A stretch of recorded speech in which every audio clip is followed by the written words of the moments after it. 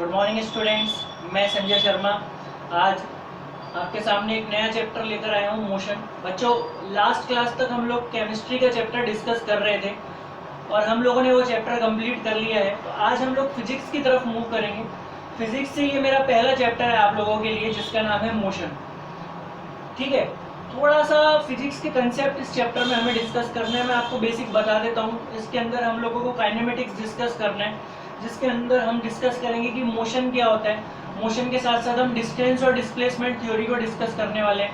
हम लोग डिस्कस करने वाले हैं वेलोसिटी और स्पीड के बारे में, एक्सेलरेशन के बारे में हम लोग डिस्कस करेंगे और आगे चलकर कुछ यूजफुल ग्राफ की फॉर्म में भी हम इनको रिप्रेजेंट करेंगे। और चैप्टर के एंड में हम लोग डिस्कस करने वाले हैं आपकी मोशन की इक्वेशंस के बारे में, इक्वेशंस ऑफ मोशन डिस्कस करेंगे। तो बहुत ही मज़ेदार चैप्टर है। थोड़ा सा आप लोगों के लिए नया कंसेप्ट है, क्योंकि फिजिक्स आज तक आप लोगों ने बहुत सिंपल पढ़ा था। अच्छे से पढ़ेंगे तो बहुत इंटरेस्टिंग टॉपिक है, तो इसलिए मैं चाहूँगा कि सब लोग पूरा अटेंशन पे करें इस चैप्टर के साथ और पूरे अच्छे से हम लोग इसको डिस्कस करेंगे। ठीक है, तो स्टार्ट करते हैं हमारा चैप्टर मोशन। बच्चों, मोशन वर्ड आप लोगों ने कई बार सुना होगा। आपने सुना होगा किसी भी चीज़ के लिए कि ये मोशन करता है, ये मोशन नहीं करता है।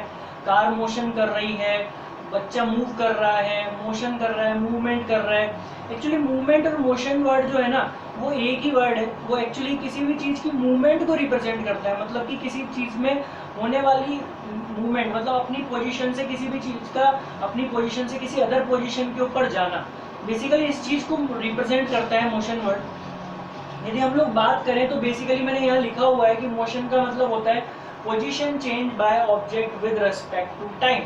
एक ऑब्जेक्ट जो अपनी किसी रेफरेंस पॉइंट के ऊपर है, किसी पर्टिकुलर पोजीशन के ऊपर है, उस पोजीशन को वहाँ से छोड़कर किसी अदर पोजीशन के ऊपर जाना, किसी डेस्टिनेशन के ऊपर जाना।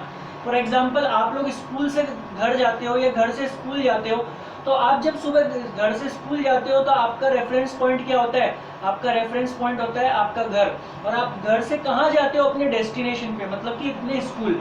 आप घर से लेकर स्कूल तक आ रहे हो, मतलब आप मूव हो गए। आपने अपने घर से मूव करके कहाँ शिफ्ट हो गए? स्कूल में शिफ्ट हो गए।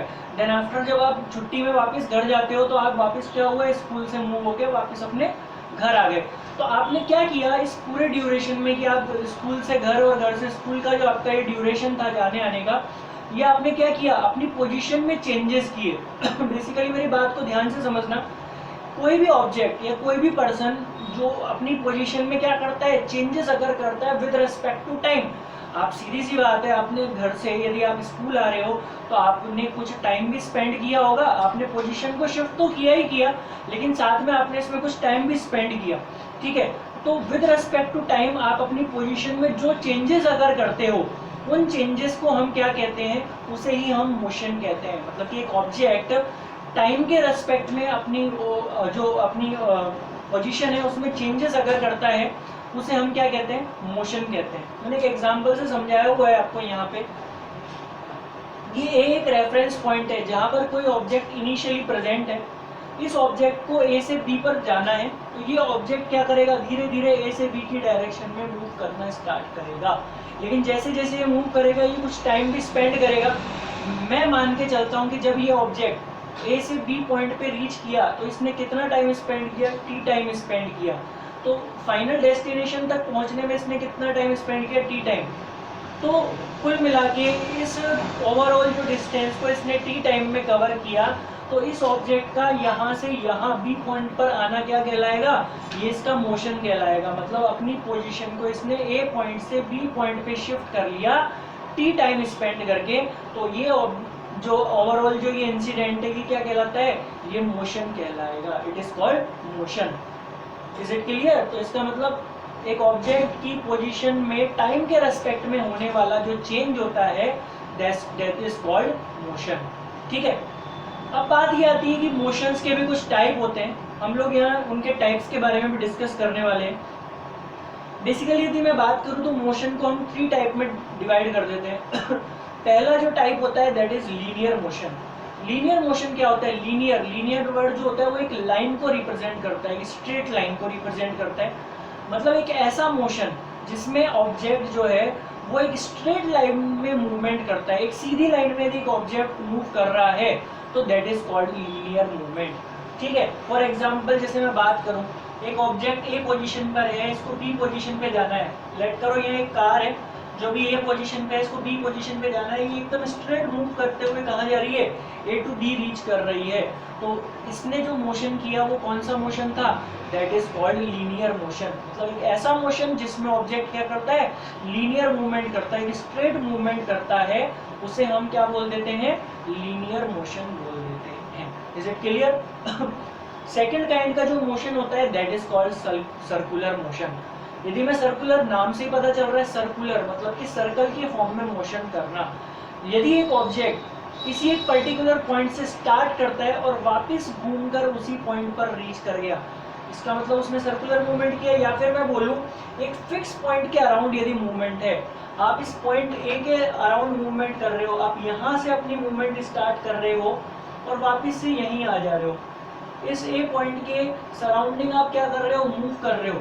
तो एक ऐसा मूवमेंट जिस आप क्या देख रहे हो, इस मूवमेंट में एक सर्कुलर पाथ क्रिएट हो रहा है। तो एक ऐसा मूवमेंट जिसमें आप क्या करते हो, एक सर्कुलर पाथ क्रिएट करते हो, या फिर मैं बोलूँ कि आप एक फिक्स पॉइंट के अराउंड मूवमेंट करते हो, तो इस तरह का जो मूवमेंट आपका होता है ना, उसे हम क्या बोलते हैं, सर्कुलर मूवमेंट बोलते हैं।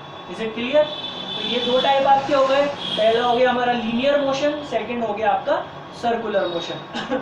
थर्ड और लास्ट काइंड का एक और मोशन होता है बेटा, जिसे हम क्या बोलते हैं, ऑक्सिलेटरी मोशन बोलते हैं।